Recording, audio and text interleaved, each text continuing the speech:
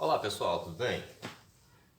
Deixa eu conversar um pouquinho com vocês aqui enquanto eu bato essa meta aqui, falar para vocês um assunto muito interessante. Eu estou lendo nesse momento um livro que chama Você Nasceu Rico, de Bob Proctor. Um cara simplesmente fenomenal. E o mais fenomenal dele é que ele saiu praticamente do absoluto zero e se conectou com pessoas boas, pessoas de pensamentos bons, e um ano depois o negócio dele já começou a tomar uma proporção inimaginável e hoje ele dá suas palestras no mundo inteiro. Eu já tinha ouvido falar muito bem desse livro, né? Você Nasceu Rico, mas eu ainda não estava na minha lista de prioridades para lê-lo. E ele saltou os meus olhos esses últimos dias. No YouTube eu tenho ele como arquivo em PDF, mas ele subiu lá no YouTube. Falei, deixa eu ouvir esse livro aqui. E comecei, no domingo mesmo, a metade do livro já é tão viciante no bom sentido que você não consegue parar de ouvir ele. E eu até dei uma pausa nele agora, e ele chegou no momento que ele fala o seguinte: quem de vocês, quando era criança, né, volta um pouquinho no seu tempo de criança, que não olhava aquela criança que normalmente era mais para frente e admirava por ver ela cometendo riscos, né? Que risco era esse quando a gente era criança que a gente tomava? Riscos de o quê? De subir numa árvore, de talvez andar um pouquinho mais rápido de bicicleta, querer andar sem as mãos, coisas de criança, querer se aventurar em coisas que outras crianças normalmente tinham medo. Eu, quando eu era pequeno, normalmente eu e um primo meu, o Eric, a gente tomava a frente das coisas mais perigosas, digamos assim. E a gente sempre arriscava mais do que os demais primos e, logicamente, depois os demais primos eles vinham e também faziam as proezas e o nosso dia sempre acabava numa maravilha. Coisas de criança, tanto é que hoje, quando a gente se encontra, temos muitas histórias para contar, porque lá no passado nós escolhemos arriscar mais. E ele fala sobre um ponto muito interessante: quantas pessoas não estão em seus empregos, enjoadas do seu trabalho, não aguenta mais chegar na segunda-feira, só que fica nesses trabalhos enjoativos, cansativos durante 1 ano, 2 anos, 5 anos, 10 anos, 15 anos, 20 anos, porque não tem coragem de arriscar. O que seria de nós nesse livro, Você Nasceu Rico? Ele fala um ponto interessante. O que seria de nós se os grandes mestres não tivessem arriscado e ido além? O que seria de nós? Muitos do pessoal que me assiste professa a mesma fé do que eu. O que seria de nós se os pais da fé não tivessem se arriscado? Por exemplo, Noé. Gente, imagina o sofrimento que não foi para Noé fazer uma arca no meio do nada, longe de qualquer coisa que pudesse fazer ela flutuar, e ele mesmo assim ter coragem de pegar e obedecer e fazer. Ou mesmo, o que seria de nós se, ou o que mais, né? Se tiver o que está mais relacionado. Ou o que seria do povo judeu se o seu patriarca judeu e islâmico, né, os árabes, se o teu pai Abraão não tivesse arriscado ouvir aquela voz e ido para um lugar que ele nem sabia para onde era e no que aquilo ali daria. Como que seria desse povo? Ou outra pessoa? O que seria do povo judeu ou israelita se Moisés não tivesse arriscado, partido para cima daquele egípcio, né, matado ele, que eu não estou fazendo apologia a nenhuma violência, mas ele arriscou. E depois daquilo ele foi para o deserto, do deserto ele conheceu o seu sogro Jetro, depois do seu sogro Jetro ele voltou, ele teve um encontro com Deus, acreditou mesmo, teve medo, né? Ele teve medo de arriscar, mas arriscou. O que seria do povo de Israel se Moisés não tivesse arriscado e se tornado o libertador. E aí a gente pode falar, Josué se arriscou, Josué e Caleb se arriscou, indo lá para aquela terra no meio daqueles gigantes, né? Tanto é que 10 tiveram a visão e os 2 tiveram outra visão, e a gente vai saber o fruto. Caleb colheu o fruto e Josué também colheu o fruto de ter arriscado. O que seria de Davi, gente? O que seria de Davi novo, muito mais novo do que muitos que estão aí? O que seria de Davi se ele não tivesse arriscado lutar contra um gigante?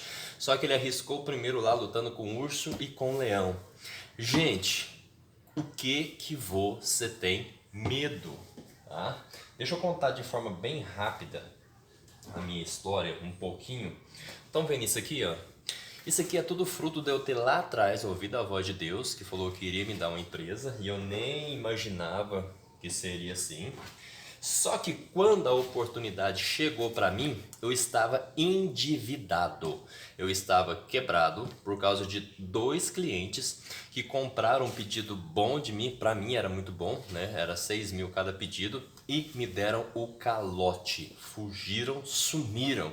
Quando a oportunidade das camisetas bateu na minha porta, eu estava quebrado, desempregado e não tinha um tostão para comprar a empresa. Na época, 18 mil reais. Eu não tinha, né?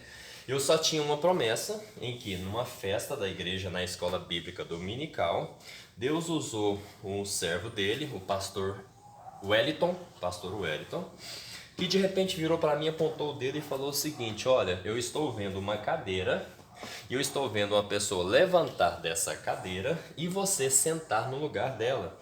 Eu ainda trabalhava numa empresa grande aqui em Uberlândia e não fazia muito sentido aquela profecia para aquela época, porque eu tinha acabado de ser promovido. Então não tinha porquê, o acima de mim era meu gerente, não tinha como, eu não tinha capacidade para ocupar o cargo de gerência. Não era, aquilo não fazia sentido para mim. Pouco tempo depois dessa profecia, eu fui desligado da empresa, eu fui mandado embora. Gente, olha só como é que funcionam as coisas, né? Passaram-se 2 anos para mim chegar até a empresa, que era antiga, saiu de camisetas, fazer uma parceria, conversar com a minha esposa, apostar no meu sonho, aonde a minha esposa, ela segurou a bronca durante 1 ano, ela segurou a bronca de casa, pagando as contas, e eu investindo no meu sonho, para aparecer a oportunidade. Quando foi no dia 1º, logicamente a história é muito longa, quando foi no dia 1º de junho de 2016, o antigo dono da empresa, ele levanta da cadeira dele e fala assim: Leandro, senta nessa cadeira aqui, porque essa cadeira é sua. Ali estava se cumprindo a promessa que o Senhor tinha me feito em 2013, tá? 3 anos depois aconteceu. Eu gelei. Antes disso, gente, como que eu vou comprar uma empresa? Deus criou uma situação. Só que a minha parte era o quê? A minha parte foi acreditar.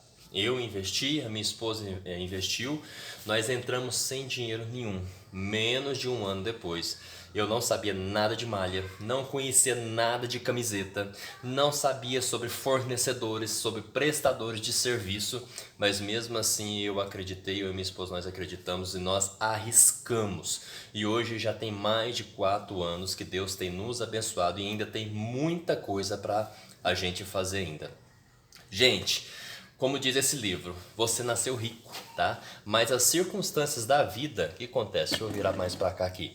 A circunstância dessa vida tornou você pobre. Pobre, que eu tô falando, aqui ó. As crenças dos seus pais, dos seus professores, da sua vida, liberta a sua mente. Nada é impossível para aquele que crê, arrisca, tá? Um dos esportes mais perigosos que existe na face da terra se chama paraquedismo, e mesmo assim, pular de paraquedas, e mesmo assim é um dos que tem menos índices de acidentes no planeta, porque ele é um risco calculado, ele é um risco planejado. Se você tem um sonho dentro do seu coração, gente, vai para cima dele. Se você talvez precisa negociar com a sua esposa, ou talvez é a sua esposa que precisa negociar com você, faça um planejamento, igual o Senhor Jesus Cristo disse. Quem é que vai construir uma torre não senta para fazer os cálculos? E, gente, não espere a perfeição. A perfeição não existe nessa terra. O que existe é um processo de melhoria contínua, mas a perfeição é só lá no céu, tá?